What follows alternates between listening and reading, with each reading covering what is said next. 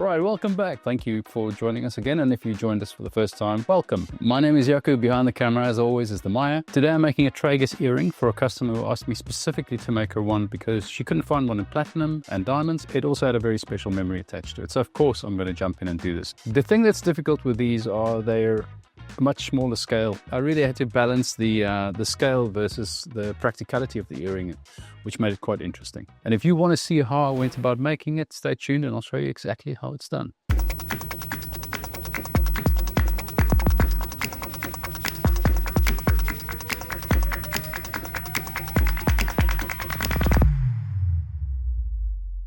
We don't want a really big earring. It needs to be small. It needs to be a feature just for that part of the ear. You can't have big hoops hanging from that side of the ear. I suppose you could, but it wouldn't be appropriate for what my customer asked me. So it's a very small diameter. And at the same time, I'm mounting diamonds into it, which means that I have to have and maintain a certain thickness for the integrity, the strength of the earring as well. All right, Demise asked me to ditch the jacket because it's squeaky. 35 years I've used this particular calculator. It's a Sharp. I'm not sponsored by Sharp, but I'm very proud of this one. I've tried newer ones. I don't know, old school. I'm starting off by making a strip. Try and get the strip to be as straight as possible. And if it does bend, keep annealing it. Because remember, by annealing it, we're actually softening the material to comply with what we want to do with it. And then when you straighten it out on a block or something like that, gentle hands. You don't want to change the dimensions on it at all.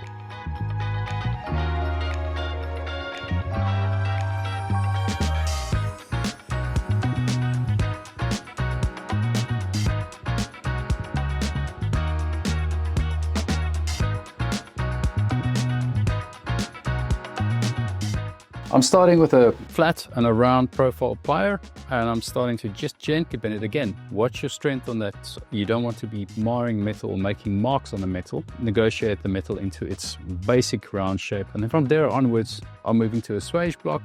That's what they're there for. Try and get it as round as possible. I'm now using a doming punch to make sure that it forces the round circular shape into what I've prepared. Now, your tool has a particular purpose, and if you can get it as round as possible with the first one, the second one is going to take it from there like a relay race and make it a little better. And then the third one, like a doming punch, will absolutely force it into its shape. But you're not asking from the doming punch to do all the work, because that's likely then to put more stress on the metal and change those measurements, which are so sacred in this case. At this point, it's just round. It's gauged to a certain size, which is close to. If I'm a little bit too big, I can go back to the doming punch and compress it some more. Now, platinum really allows you to fuse it.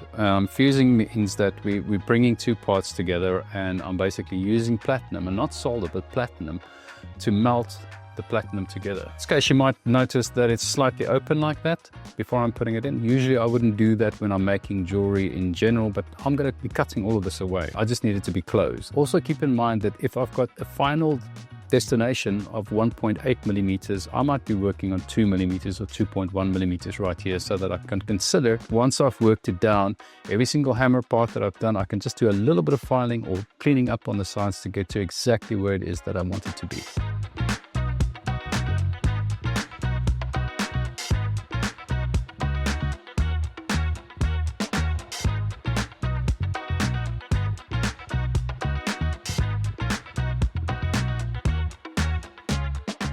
Once you're done with the actual, the working off on the outside, it's quite easy to see whether you've got any kind of slant on it. You can just put it straight down on that flat surface, and you can actually look at the angle. If it's slightly off, then you know you've taken a little bit more off on the one side or the other side. I'm making a final measurement, and I'm seeing I'm slightly underneath it, underneath the mark that I've made. And I'm going to open it up and just squeeze it slightly, just a little bit of a squeeze like you would do a sizing. These things happen, but in my case now, I have a get out of jail free card, because I'm going to be removing that top section anyway to make place for the pin. So I'm going to take half of this thing away, and I'm going to deal with the one side and the other side. I'm going to take a little part of this away and a little part of this away so that I can join those parts together. I cut it in half when I've got the right diameter. I mark a tiny little piece on the one side and the other side. It's a tiny little thing, so I can't go too far. I need that space for setting diamonds and for practical purposes. You've got your one block over here, which you remove two parts of it, and you've got on the other side the opposite to get those parts to fit together. It's important that you make sure that these fit quite nicely together. It will make a difference on the stability of the earring as well. This is a critical part of it. It has tension, so it does lean on the actual hinge part to be sturdy. I often point out areas where I spend a bit of time, and this would be one of those areas. Try and get it as tight as you possibly can. With working off and rounding and those kind of things, it will eventually find its slot. I take markings and I see how thick it is, and I find my middle spot and I do a tiny little, I'm talking about the 0.5 millimeter ball phrase if you've got one of those. Slightly bigger than that, again, just open it up ever so slightly and then drill straight down. So you go halfway and then you go from the other side halfway. And sometimes you don't even have to go all the way through. You can actually take that apart, and because you've gone halfway, you've made a mark and you can just drill it afterwards. This is the point where you really focus on making sure that your angles are straight, because if you're going sideways, then it's going to pop out that direction. So try and get it as straight as you possibly can. When I put it back together, I can just put a wire through and it works as it should.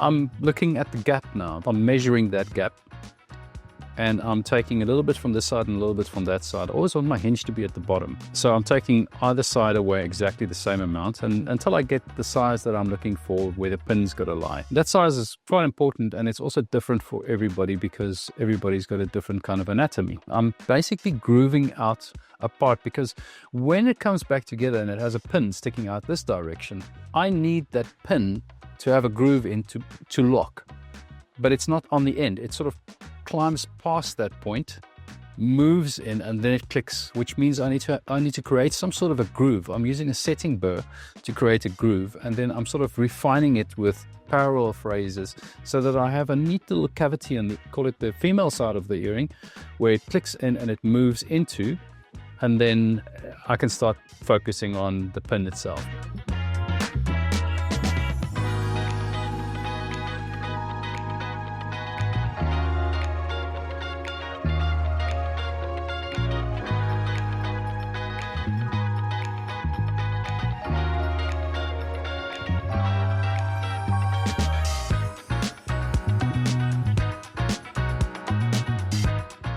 Now the mechanism at the bottom has been put together like a puzzle, but at the same time it's not going to want to move because everything is flush.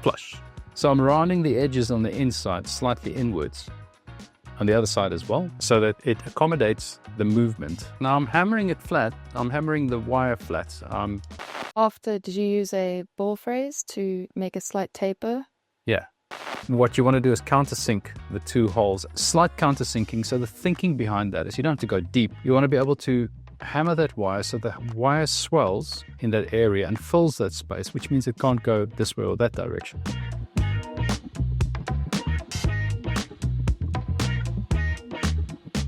If you want to see some more of our setting videos, there's something right here. This video is similar to this style that we've done in this one. Thank you very much for supporting us by watching this channel. We want to see handmade jewelry stay alive. We want to keep this trade that we love so much and pass the baton to the next generation or the older generation that's just getting into it. If you found value in the work that we do in this video and any of the other videos, please like and subscribe. If you want to take your support to the next level, feel free to buy us a coffee. The link is in the description.